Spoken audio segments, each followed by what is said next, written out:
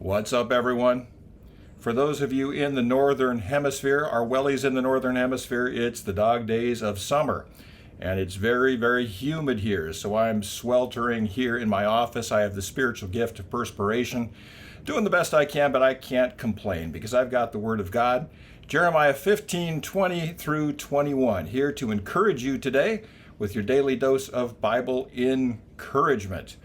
One of the things I used to love to do when I was younger, a boy growing up in Idaho, was building a fort.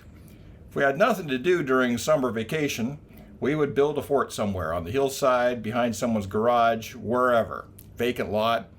And it was just a fascinatingly fun thing to do. The truth be told, I would still love to do that if I could find some guys who wanted to build a fort together. It's just an awful lot of fun because we're talking about fortitude today. Fortitude, of course, comes from the word fort. It's our ability to stand firm. Jeremiah was called as a young man to speak truth to power. Nobody wants to do that because there is conflict involved.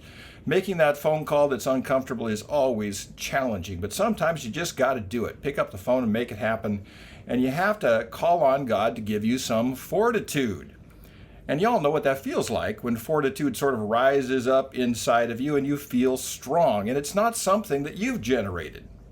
It's something that the Lord gives to us. And that's what he promises to Jeremiah here in Jeremiah 15. I will make you like a wall to this people, a fortified wall of bronze. They will fight against you, but will not overcome you, for I am with you to rescue and save you.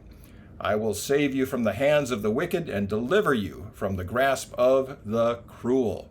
We sing a song at the well that says, faith will rise as we wait upon the Lord. And we get that sort of fortitude rising within us, that strength will arise within us. And that's what we need to ask the Lord to give us as we face those things that we need to face. Because when we take responsibility for our lives, we have to go after that stuff. The stuff in our relationships, the stuff in our own baggage that we carry around, and to face that stuff and to be courageous and tell the truth in difficult times. There's a lot of craziness out there right now, just crazy opinions floating around, and nobody's saying anything about it. And y'all know that if we speak up against some of it, there's going to be a cost.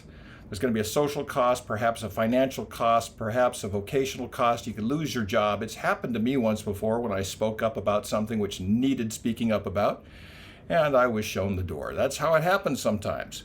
But we still have to tell the truth, and for that we need God's fortitude, and we all know that he comes through.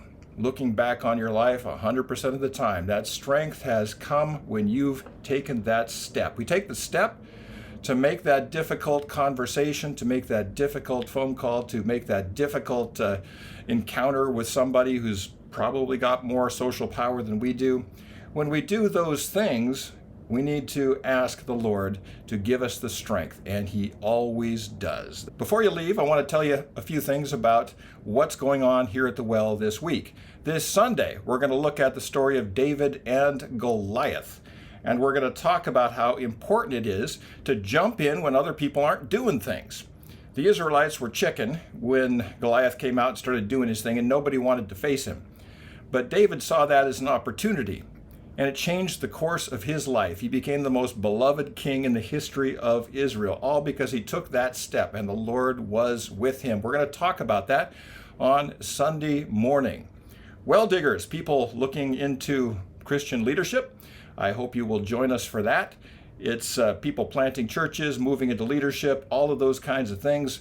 It's Sunday afternoon, and we're going to look at involving teens and young adults in our ministry. Then on Monday morning, we have our men's group. And our men's group, we are going to be studying the book of Daniel, and we're going to be looking at those times where we have to say no to people around us, those people in authority who ask us to do things. There's a lot of crazy stuff in corporate America right now where people are being asked to say things a certain way, do things a certain way, and a lot of it's just plain crazy, just plain crazy. Even the term flip chart has been thrown out in some corporations because the word flip offends some people, those kinds of things. And there are times where we need to stand up and say, hey, what's this company about? What are we supposed to be doing? Why are we wasting time on this? And that can cost us. And we're going to look at Daniel and how he threaded the needle between being faithful to his employer, but even more faithful to God, and made it work. That's Monday mornings. The Alpha course on Wednesday nights is full, but you can join that Alpha course on the 8th of September as we start up. I want you to be there with me, coast to coast, Canada, the United States, and who knows what else. We hope you will join us for the Alpha course.